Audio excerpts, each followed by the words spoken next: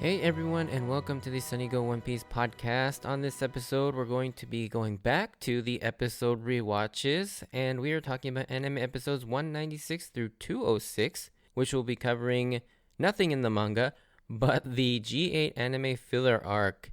This is the one unanimously viewed actual good filler story arc in One Piece, and I actually have to agree, it is quite enjoyable, and I really do like watching this filler arc despite the fact that nothing really happens, but it's pretty funny, and it's got some pretty good actual sort of emotional depth to it as well. So, yeah, let's get into it. Alright, so the synopsis for this story. After the Strawhats leave Skypiea, they find themselves having landed in a marine fortress called G-8, which is led by Marine Vice Admiral Jonathan, which is a very normal name for a character in One Piece.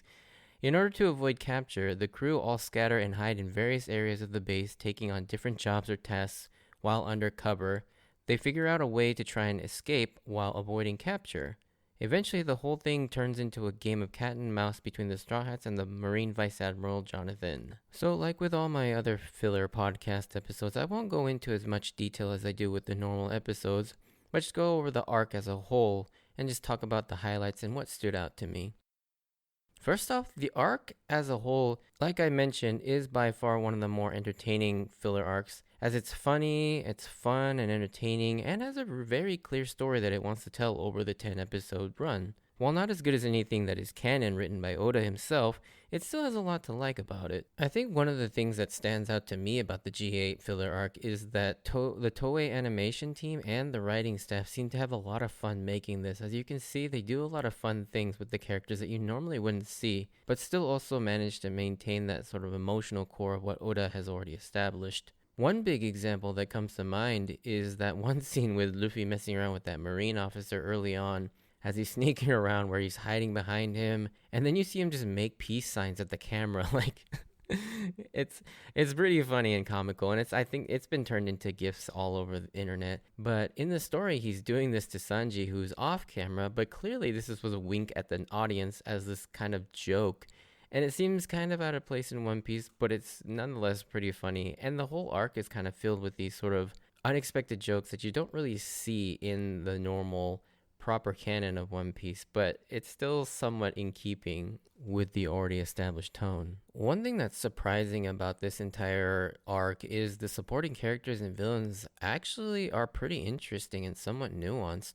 They all get their moments and actually serve the story very well. I like Chef Jessica, Dr. Kobata, and Mikao, and their relationships with the various Straw Hats that they run into while they're all hiding in the base. They dedicate a couple episodes to exploring their relationships individually, and it's kind of cool despite them being enemies on paper as they're Marines. They all end up helping each other out in various ways. And it's in keeping with the series-wide theme of, labels and allegiances don't make a person good or bad, and in the end, it's what you do that makes who you are, and both groups just want to help people, and the Straw Hats stay true to that despite them being pirates. I also like that Jonathan himself, while an antagonist, is not a true villain, as he is a very fair and just person despite his seeming connection to Admiral Akainu, which in the anime is shockingly the first time we ever hear of Akainu or of the admirals in general, which we aren't supposed to hear about till the next arc actually in the manga from Robin of all people. I'll talk a little bit more about this in the spoiler section, but that connection is mostly meaningless to those of you who it's the first time through the series, since we haven't actually met or heard anything about Akainu yet, which is why this connection is very strange and oddly placed. It seems very unnecessary. Like I mentioned earlier, the comedy is also insanely funny throughout, as I mentioned.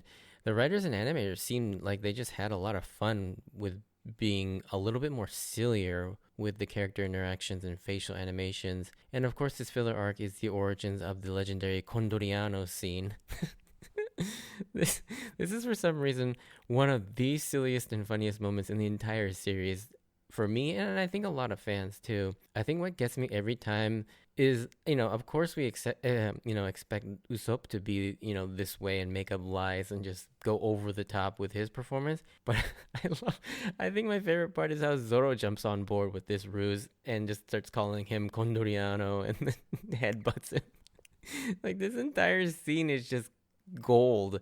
It's so funny. Like sometimes I will just go back and watch this one scene in the jail cell where they're trying to confuse the Marines and make this guy out to be this weird crew member that they have named Condoriano. Another thing about this arc that is really outstanding for some weird reason is the animation quality is just superb. Like it's got like these dynamic shadows and deep color contrast that we've never really seen before in this series.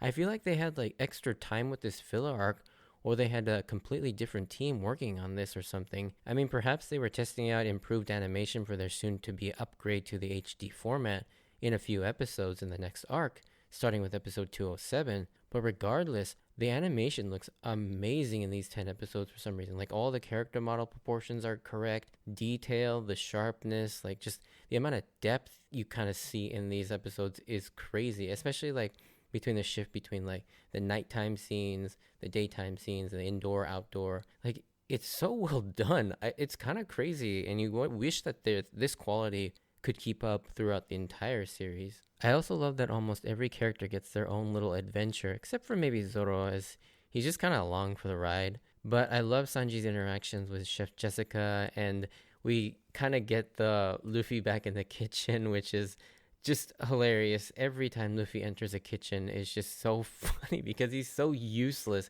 and in fact detrimental to the actual operations of making a meal, just going back to his Baratia days. And then Chopper and Nami assisting in the infirmary while teaching Dr. Kobata to overcome her fears, as well as Usopp developing that relationship with the mechanic Mikao and learning more about ships and deepening the growing concern for the Going Merry. And then finally Robin and her little intel gathering mission disguised as Major Shepard.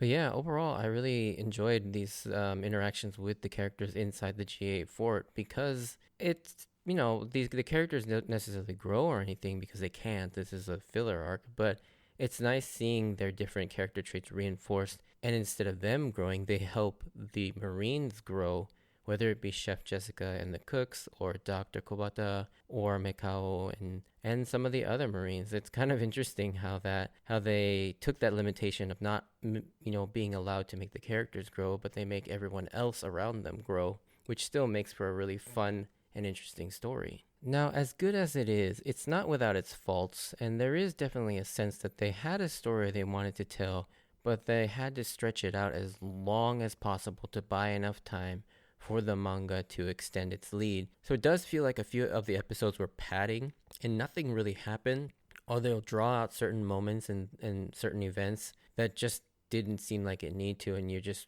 thinking to yourself, okay, let's move on to the next beat. And sometimes it's just full on repeat the same exact scenario again, and it's really, it definitely shows that sort of that anime pacing that Toei is known for. And speaking of pacing, the pacing definitely feels off too, as it seems to build up to a climax of them escaping, then it grinds to a halt and they have to go back, and the momentum resets all over again as they now have to go back inside, get the gold.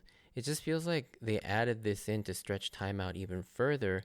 They could have easily incorporated that into building up the second act and, into that portion of the story, as Nami could have discovered the missing gold sooner and then made them go back before they set out to the gate and made it seem like the arc was almost over. It's just a really awkward way of telling the story. I think the one thing I love about this filler arc the most is the idea that it highlights good Marines, which is something I always love seeing. Aside from Major Shepard, all the Marines, including Jonathan, have the ability to see good in people and advocate for peace over violence and control, like what the Marines and the world government seem to be all about these days. But these soldiers are first and foremost about protection and people, as it's neatly summed up by Jonathan at the very end of the arc. But in closing, like I've said, this is probably the one filler arc that is almost unanimously celebrated among the One Piece community, as it's just good fun and somewhat worthwhile watching. It's definitely not required watching by any means and can still be skipped to episode 207, and you would not really miss a thing. But I think you won't be disappointed if you do decide to watch this one. Anyways, if you did enjoy this, send me a like or comment, and if you want to join me on this journey of rewatching One Piece, please consider subscribing. Check out my Instagram and Twitter account at SunnyGo Podcast if you want updates of when I post new episodes or see some pictures of my manga collection. And just a small spoiler section, believe it or not, after this. I just wanted to talk about a couple points, but if you don't want to hear about those, I just wanted to say thanks for taking the time to listen to my podcast. And next episode, we will finally be jumping back into the canon material with the start of the Long Ring Long Land arc. So yeah, I'll see you next time. Bye.